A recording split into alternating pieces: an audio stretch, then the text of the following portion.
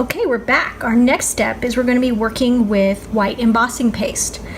I like white embossing paste because it's just so versatile. You can use it just as it comes out of the jar, white, but you can also tint it with other colors and customize it to what you need. Oh, that would be my dog, Oscar. So, hello, Oscar. So one of the things you can color it with is Color Burst. This particular one is Orchid. But what if you don't have any Color Burst? Or it's the wrong color. So I want to use blue.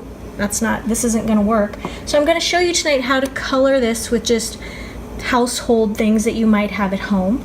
And first of all, first I think I want to show you what we're going to actually do with it, the finished product. We're going to tint it blue.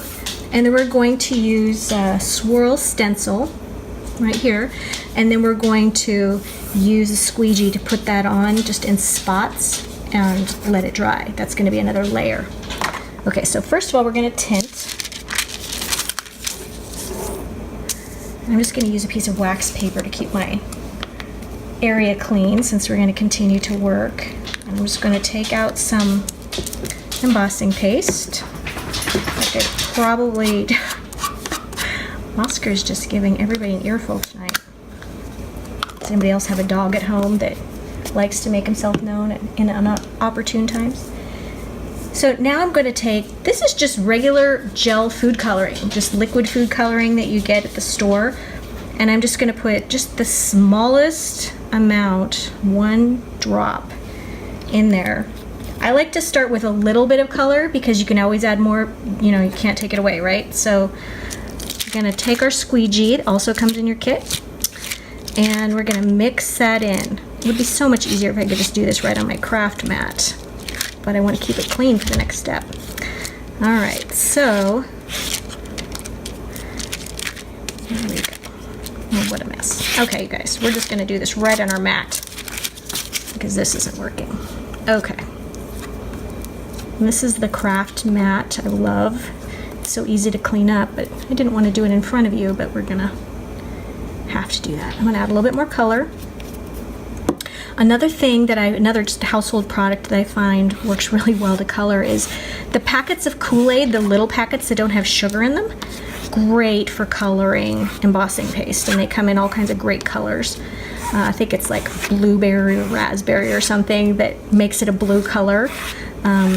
That's always a great one. If you wanted to tint it brown, things like instant coffee crystals, just add just a drop of water just to break that crystallization down until it's kind of thick, and you add that into your paste. The point being, you don't want to add really any more moisture to the paste. You just want the color or whatever it is you're using. Okay, I like that shade of blue.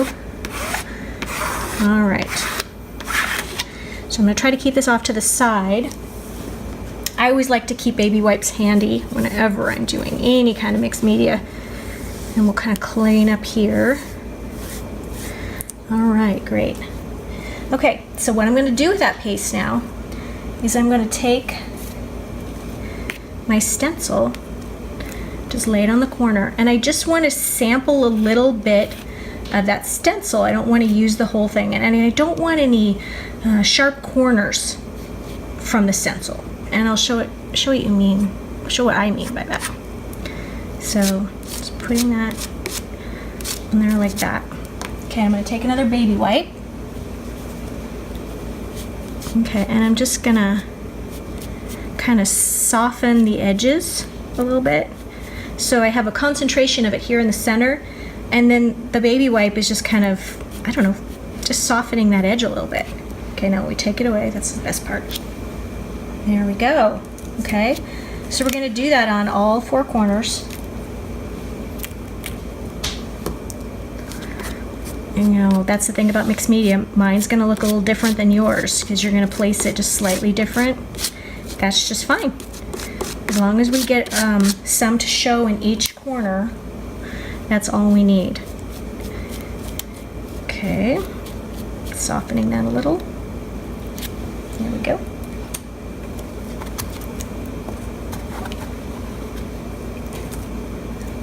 Right.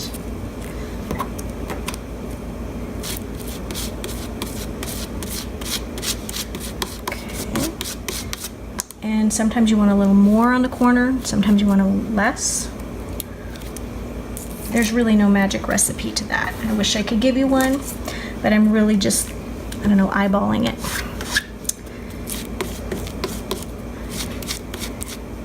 There we go. And you see I'm not going over the edge there. I don't want to have that straight edge on there.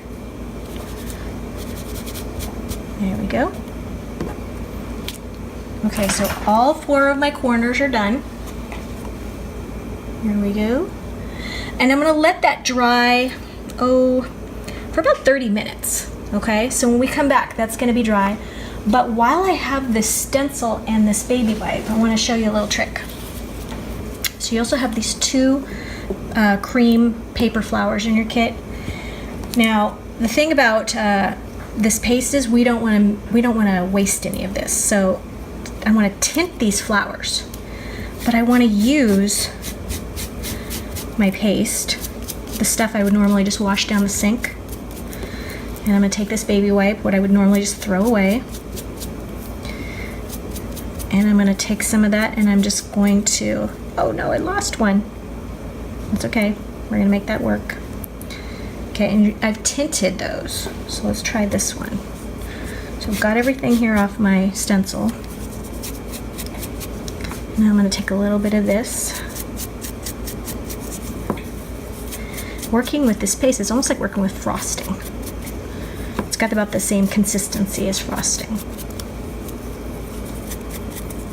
Okay. All right, now the baby wipe makes these flowers a little damp, and that's okay.